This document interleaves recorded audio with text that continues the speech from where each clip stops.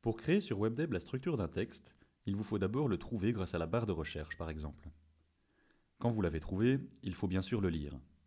Pour cela, vous pouvez consulter la source, mais vous pouvez aussi directement le lire sur WebDeb en cliquant sur le bouton Imprimer le contenu du texte ou en cliquant sur Analyser le texte, puis en le feuilletant grâce à la pagination en bas de votre écran. Supposons que le texte développe une idée principale. L'auteur défend dans ce texte l'idée qu'il faut contraindre les gens à être plus éco-responsables. Vous allez faire de cette idée l'affirmation faîtière du texte. Pour l'encoder dans WebDeb, vous cliquerez sur Ajouter une affirmation faîtière et vous vous retrouverez ainsi dans un nouvel environnement de travail avec à droite de l'écran le texte qui peut vous servir d'aide-mémoire et à gauche le formulaire à remplir. Les deux premiers champs de ce formulaire vous permettent d'encoder le texte de l'affirmation. Pour débuter votre phrase, WebDeb vous propose seulement 4 formules. 2 qui conviennent à des propositions, il faut ou il ne faut pas, et 2 qui conviennent à des affirmations, il est vrai que ou il est faux de dire que. Supposons que vous choisissiez il faut. Vous êtes ensuite invité à poursuivre la phrase dans la case suivante, il faut contraindre les gens, etc.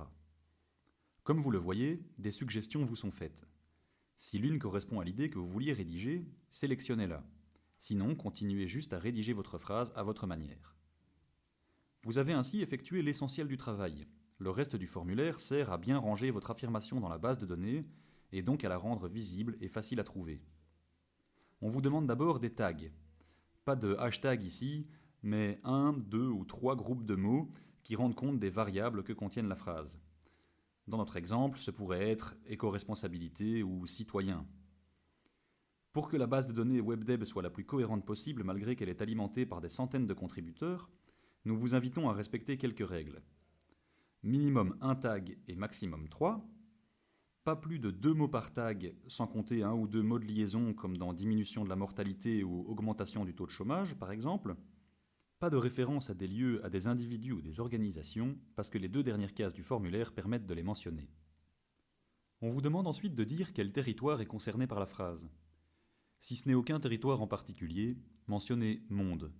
Et si la phrase fait référence à plusieurs territoires, par exemple parce qu'elle compare 2 pays, cliquez sur plus pour ajouter un second territoire. Commencez à taper le début du nom, puis choisissez parmi les suggestions. Il ne reste alors plus qu'un champ à remplir. Celui-ci est facultatif, il n'est utile que lorsque l'affirmation parle d'une organisation ou d'une personne.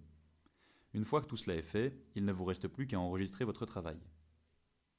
L'affirmation encodée apparaît alors dans la colonne de gauche de l'écran où vous renvoie WebDeb. Vous pouvez maintenant poursuivre la structure argumentative du texte de 2 façons. Soit vous enregistrez une nouvelle affirmation faîtière en cliquant sur le bouton en bas de votre écran, soit vous encodez un argument qui vient soutenir l'affirmation que vous venez d'ajouter.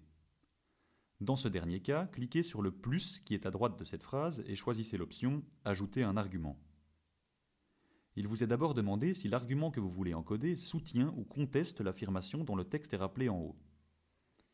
Supposons que vous vouliez introduire un argument qui soutient. Vous vous retrouvez alors dans le même formulaire que pour une affirmation faîtière, et c'est la même chose si on avait voulu encoder un argument qui conteste l'affirmation. Tapez sur « Créer le lien » et vous voici revenu à la structure argumentative enrichie d'un argument. Ainsi, progressivement, la structure du texte s'enrichit d'arguments et de sous-arguments, et peut-être d'autres affirmations faîtières. Voici maintenant la structure argumentative du texte plus étoffée. Vous la voyez ici dans l'espace de travail, mais vous pouvez aussi la voir mieux présentée en cliquant sur « Voir toutes les données du texte ». Là, vous pouvez par exemple choisir de n'afficher que les affirmations faîtières, puis déplier l'une ou l'autre de ces affirmations. Vous pouvez au contraire déplier l'ensemble des arguments de niveau 2, 3 ou 4.